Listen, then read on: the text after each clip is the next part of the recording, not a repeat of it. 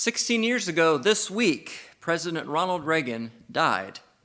And most people today only remember him as president. But if you're, shall we say, more seasoned, then you'll remember Ronald Reagan as an actor during Hollywood's golden age. His most inspiring role was probably that of Notre Dame football player George the Gipper Gipp in the film Knute Rockne, All-American. His least inspiring role was probably when he starred opposite of a chimpanzee in Bedtime for Bonzo. But in my research last week, I learned that he also played George Armstrong Custer in the film Santa Fe Trail. George Custer made his famous last stand at Little Bighorn at just 36 years of age.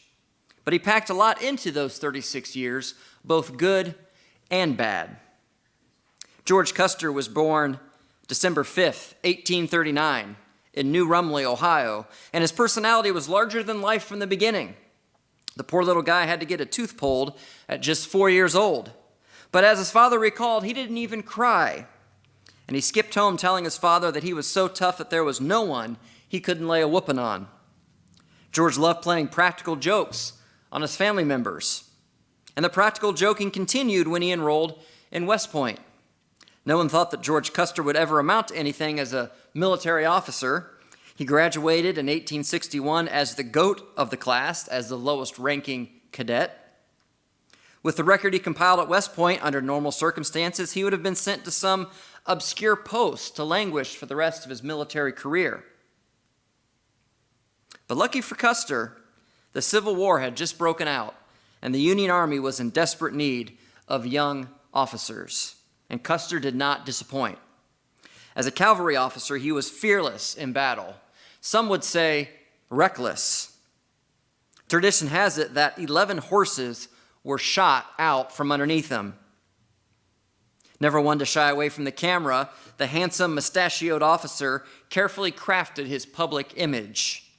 And it wasn't long until his superiors noticed his uncanny instincts in battle and his willingness to do whatever it took to get the job done.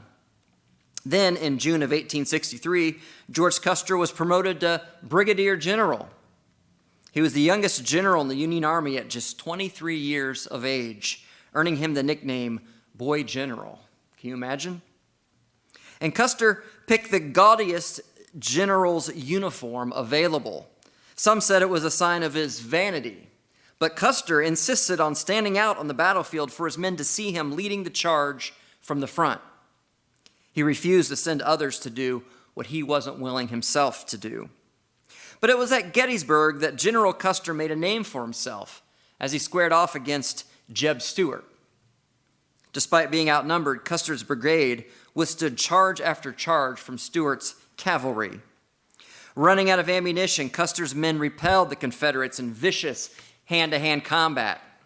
And in the end, Custer threw off his hat so his men could recognize his long golden hair, and he drew a saber and led the final cavalry charge with such force that the collision caused many of the horses to tumble head over heels.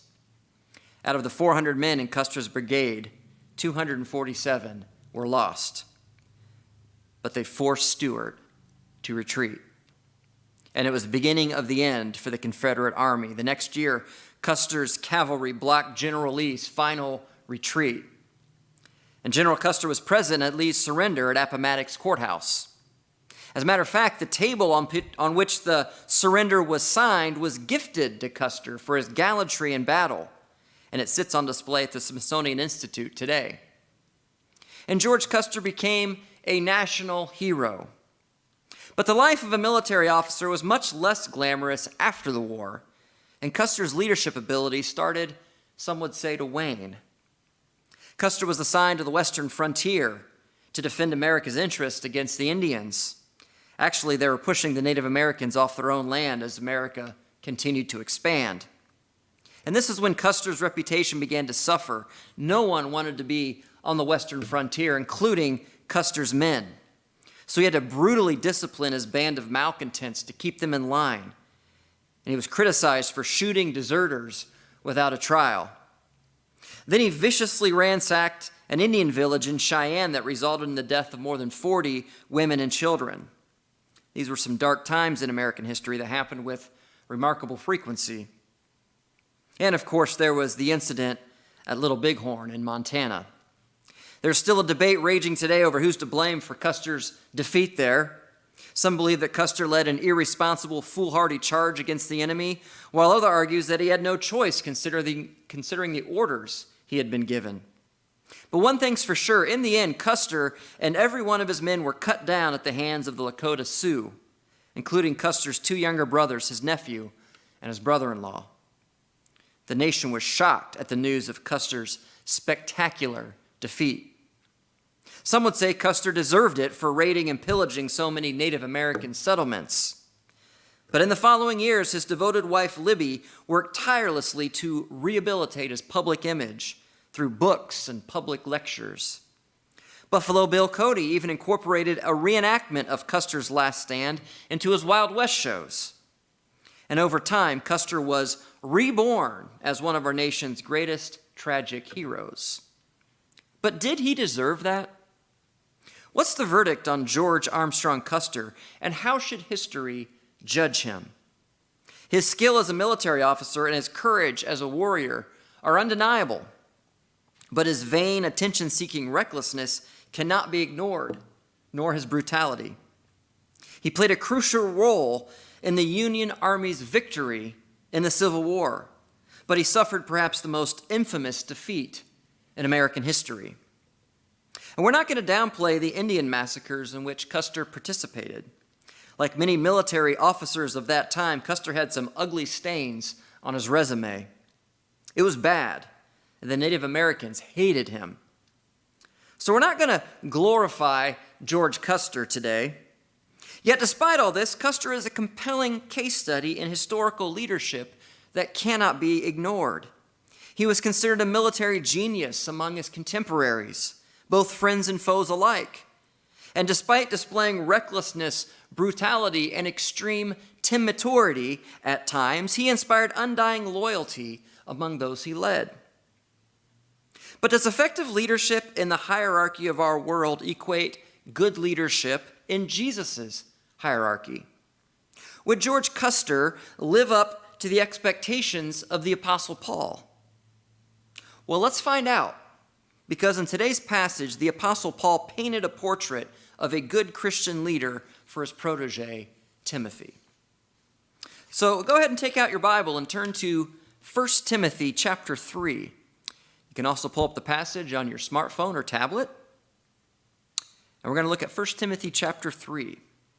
This is message number 5 of our original series entitled Mission TIMpossible, the Timothy Dossier. You may be familiar with the Dossier scene from the Mission Impossible franchise. The team leader would sift through the files of different agents available for the mission. Some dossiers he would toss aside, but a few he would choose for the operation. Well, as we've been mentioning the past several weeks, the team leader in the book of 1 Timothy is the Apostle Paul. The mission is to somehow keep together the dysfunctional church in the ancient town of Ephesus that is being splintered by nefarious influences. And the dossier he chooses for this impossible mission is that of a young pastor named Timothy. Timothy was knocked for his youth. He was also a boy general of sorts, and that's okay. Paul could work with a little TIMmaturity in a potential leader.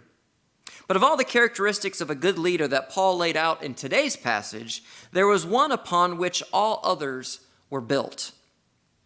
Timothy had it, and maybe you have it too. Let's see if you can pick it out. 1 Timothy chapter 3, starting in verse 1. The Apostle Paul writes, "The saying is trustworthy. If anyone aspires to the office of overseer, he desires a noble task. Therefore, an overseer must be above reproach, the husband of one wife, sober-minded, self-controlled, respectable, hospitable, able to teach, not a drunkard, not violent but gentle, not quarrelsome, not a lover of money. He must manage his own household well, with all dignity, keeping his children submissive. For if someone does not know how to manage his own household, how will he care for God's church? He must not be a recent convert, or he may become puffed up with conceit and fall into the condemnation of the devil. Moreover, he must be well thought of by outsiders, so that he may not fall into disgrace, into a snare of the devil. Deacons likewise must be dignified, not double-tongued, not addicted to much wine, not greedy for dishonest gain. They must hold the mystery of the faith with a clear conscience.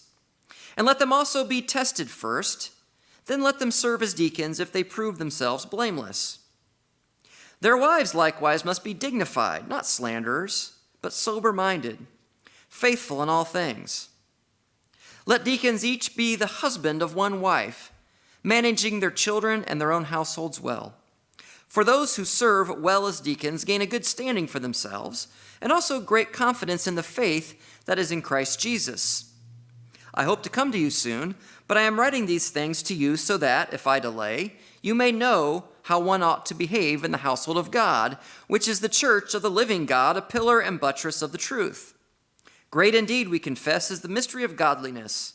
He was manifested in the flesh, vindicated by the Spirit, seen by angels, proclaimed among the nations, believed on in the world, taken up in glory. Wow, that's quite a list. So it seems safe to assume that none of us are qualified to be Christian leaders. Who here is above reproach all the time? Who here doesn't love money? Who here always has their children under control? This may be the most discouraging passage in all of Scripture. Who could possibly check all these boxes? And as a result, some people never aspire to Christian leadership. They throw up their hands and walk away. It's too much. But others are relieved. They feel let off the hook by this so-called checklist. Whenever someone asks them to lead, they simply point to what they perceive as Paul's job description for Christian leaders and loudly proclaim, "I don't qualify." How can you argue with that? And since they can never meet all these supposed qualifications for leadership, then they feel free to continue in their violent, inhospitable, money-grubbing ways. Isn't it amazing how we can twist God's word to suit our wants? We're kind of messed up, aren't we? But I reject the premise. I think this point of view on this passage betrays a total and complete misunderstanding of what Paul is really telling Timothy. In these descriptors, I do not think Paul is giving Timothy a job description or checklist for aspiring leaders. I don't think this is a rigid set of qualifications. Instead, I believe that Paul is simply painting a portrait of a Christian leader. Paul is sketching out for us what Christian leaders should ideally look like, rather than laying out a specific set of requirements. So before we get into exactly what these individual descriptors mean, we need to establish the ground rules for this passage. This is not a to-do list for elite Christians. This is not a job description that separates the formal church leaders from the rest of us. This is not a how-to manual for conquering TIMmaturity in the church. Leadership is more art than science, and Paul is simply painting a picture. He's depicting for us what Christ's church should look like from top to bottom. And that's our main point from today's passage. The main point is this passage is a depiction, not a description. This passage is a depiction, not a job description. So just relax. Stop checking the boxes. This passage shouldn't cripple aspiring leaders with guilt, nor does it let the rest of us off the hook. Instead, this is what we want to look like. This is the idealized vision of ourselves. We don't get discouraged when we look at Jesus, even though we will never be as awesome as he. Instead, his greatness inspires us to be better. But this is more than just a picture of a church leader. This is a depiction of the church. Remember the little word likewise from last week, which meant that the commands directed toward the women and the commands directed toward the men really applied to both parties? Well, we see that exact same linking word this week in verse 8. All the notions that apply to overseers also apply to deacons. So what is an overseer, and how is that different from a deacon? Well, I'm not sure either title is meant to be taken as some formal position that gets bestowed upon someone. Things in the early church were very informal. There were no hierarchies. There were no denominations. Each city had a church, and each church had a group of people who rose to leadership from within. So why do we have denominations today? There's no precedent for denominational hierarchies in the Bible. Each church just minded its own affairs, independent of any formal bureaucracy. Leaders simply took care of their own churches, and that seems to be who the overseers were. But then we have what are called deacons. Were the deacons just a lower tier of leaders in the church? Well, not necessarily. Remember, Paul wrote to Timothy in classical Greek, and the original Greek word behind the English translation deacons is not some high office or official title necessarily. In some places, it referred to just a common household servant. Let me show you. John chapter 2, verse 9. When the master of the feast tasted the water now become wine and did not know where it came from, though the servants who had drawn the water knew. In other places, this word refers to a minister in the religious sense, but again, it was only one who simply served the church, not necessarily a preacher. Romans 16:1, Paul writes, I command to you, our sister Phoebe, a servant of the church. Now, we have a deacon board at this church, which consists of our overseers, but we are all deacons in some sense. Deacons are simply servants. The title isn't anything special. You see, as we said a few weeks ago, Jesus' hierarchy is upside down. In Jesus' kingdom, leading is serving, and serving is leading. Mark chapter 10, Jesus says, you know that those who are considered rulers of the Gentiles lord it over them, and their great ones exercise authority over them, but whoever would be great among you must be your servant. Same word. And then we see this connecting word likewise again in verse 11. Everything that applies to overseers and deacons also applies to women or wives. This passage is for everyone, but especially for those who aspire to leadership. So we define some of the descriptors in this passage in rapid succession today. Be inspired. Rather than keeping score, get caught up in the beauty of the depiction. Aspire to be better. And to fill in this portrait of a leader with some flesh and blood, we'll see how General Custer measured up in each area. Custer, as effective as he was in some areas, was by no means a Christian leader. And by comparing him and contrasting him with Paul's standard, we can get a better understanding of how worldly leadership compares and contrasts with spiritual leadership. So first of all, Paul told Timothy to be above reproach, or maybe blameless in your translation.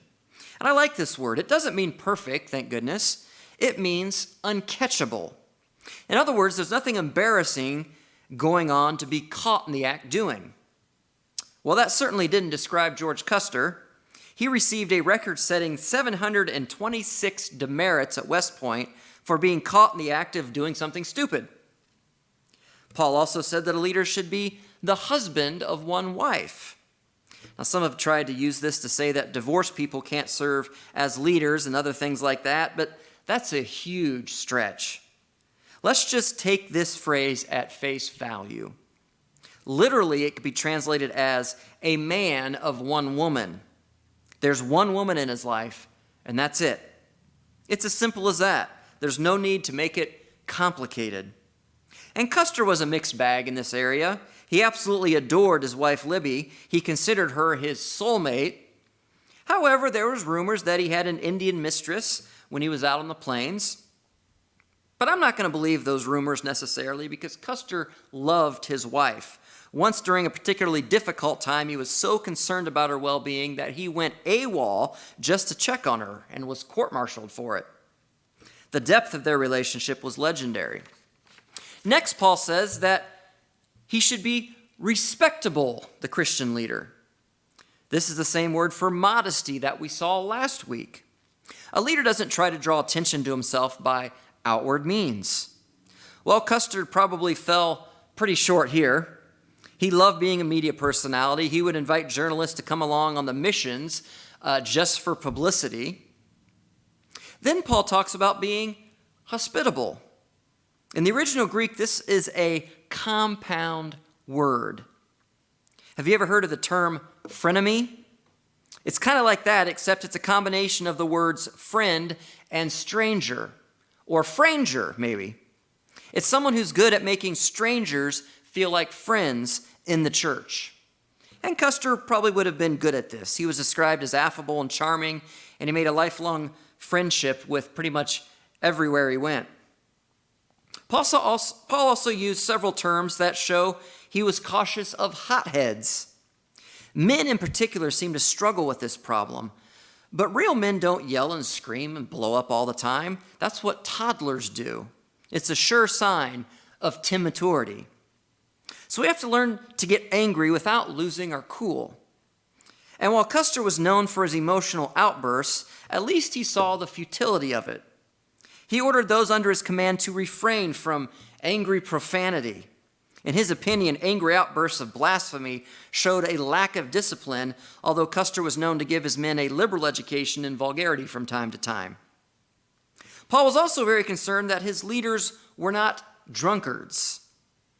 And Custer was a teetotaler. Unlike his superior Ulysses S. Grant, who was drunk all the time, Custer never drank, and he came down hard on the officers under his command who were taken to drunkenness.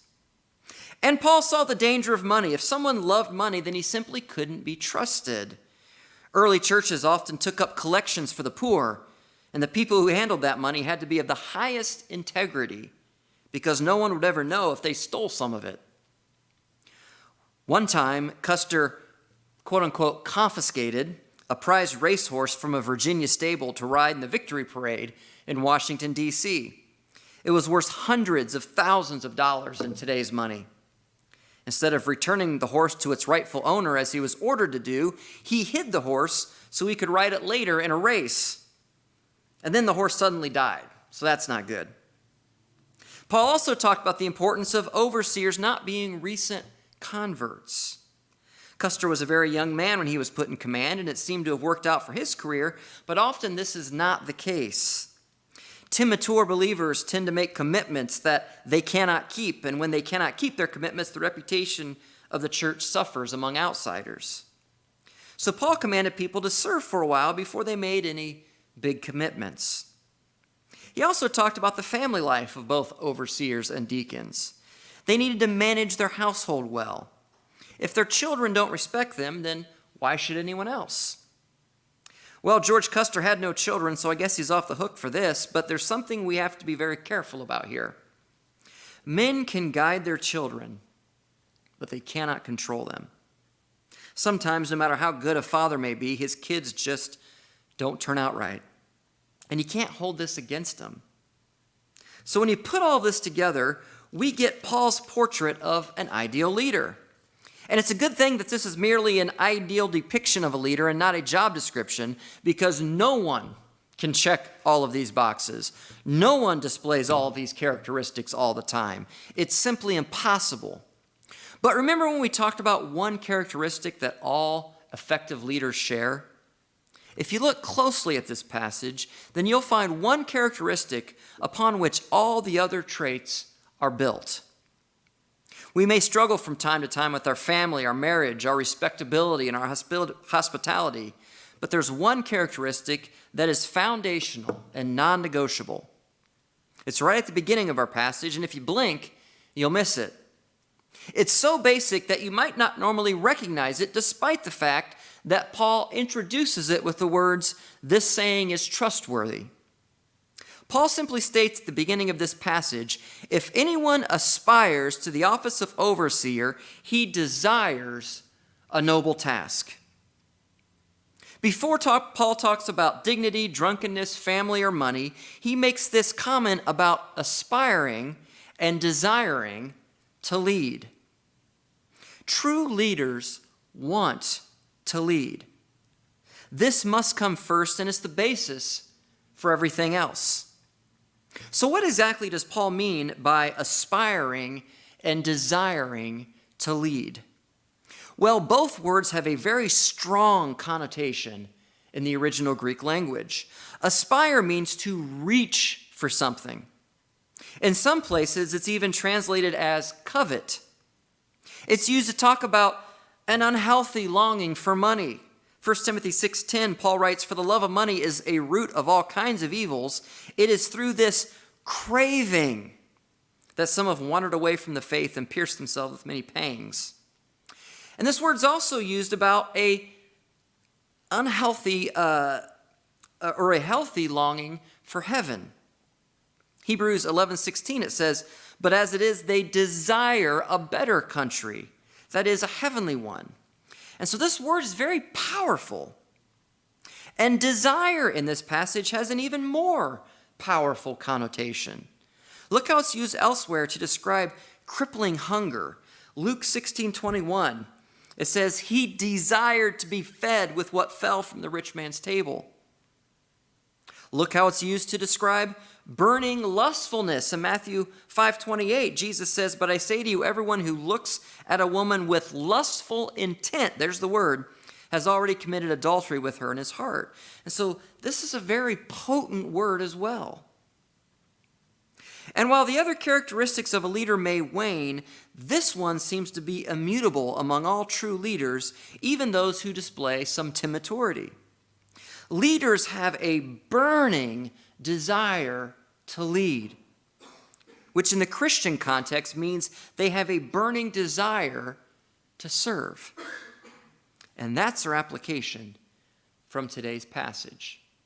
The application is first, thirst. First comes thirst or desire to lead. Before all else, leaders want to lead. Leaders hunger and thirst to serve people. As Peter says in 1 Peter 5:2, "Shepherd the flock of God that is among you, exercising oversight, not under compulsion, but willingly, as God would have you." Here's a story of how Custer first responded to the news that he had been promoted to brigadier general. After a long day of scouting in the pouring rain, he slogged into camp, and here's how the story is retold. Custer found most of the men still there, lounging about, smoking, telling stories, and pleasantly whiling away the hours. But as soon as they saw him, all bedlam broke loose. "Hello, General," roared one officer. Another, snapping to attention and delivering a mock salute, announced, "Gentlemen, General Custer." From every corner of the tent, similar irreverent greeting tumbled from malicious grins. "You're looking well, General." "How are you, General?" "Why, General, I congratulate you." Custer loved a good joke as well as any man, and his sense of humor was usually inexhaustible. But tonight he was drenched, beat, and in no mood for silly games. "You may laugh, boys," he spat back brusquely. "Laugh as long as you please, but I will be a general yet for all your chaff. You see if I don't, that's all." This sincere little speech reduced the occupants of that tent to hysterics, which only pushed Custer's temper to the breaking point. His eyes narrowed and then flashed with anger. But before he could act, Lieutenant George W. Yates, a close hometown friend from Monroe, shook off his mirth and said, "Look on the table, old fellow, they're not chafing." Turning around, he picked up a large official envelope and read the inscription. Instantly, he felt his knees give way and his eyes fill with tears, and all he could do was sink into a camp stool, still grasping the unopened envelope. It was addressed to Brigadier General George A. Custer. The aides were still laughing, but now they were crowding around to slap his back, shake his hand, and offer their heartfelt congratulations. It was all Custer could do to keep from crying and making an utter fool of himself. You see, General Custer may have been controversial. He had some major flaws and blind spots in his character. But for all his faults, it cannot be denied that men followed him. And men followed him because he hungered and thirsted to lead them. For all the things we should reject about Custer's leadership, this is one area we should learn from. There's nothing wrong with wanting to lead. Paul said that to aspire to leadership is to desire a good thing. No one is ever forced into leadership as a Christian. No one should ever be forced to do anything in the church. And really, no one is qualified for this tremendous responsibility. Show me someone who is consistent in all of these areas. There's none. But all God needs is desire. Anyone who has a burning desire to serve, God can work with. But no amount of natural leadership ability can make up for a lack of desire. Leadership is hard. You'll fail time and time again. You'll be criticized and second-guessed. There's no real money in it, and there's no real prestige. The only thing that keeps you going is a love for the people and a desire to serve them. Otherwise, you'll crash and burn shortly after you start. Listen, I know what I'm talking about. A thirst to serve should be the first thing we look for in leaders.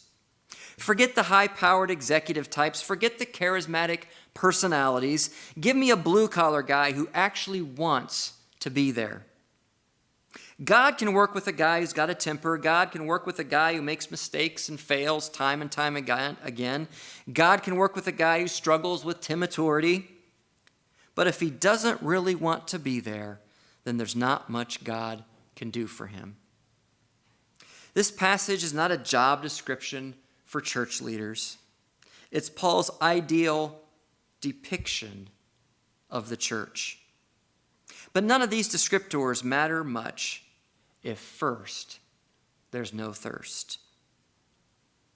Unfortunately, as we'll see next week, not all church leaders have this desire to serve their people.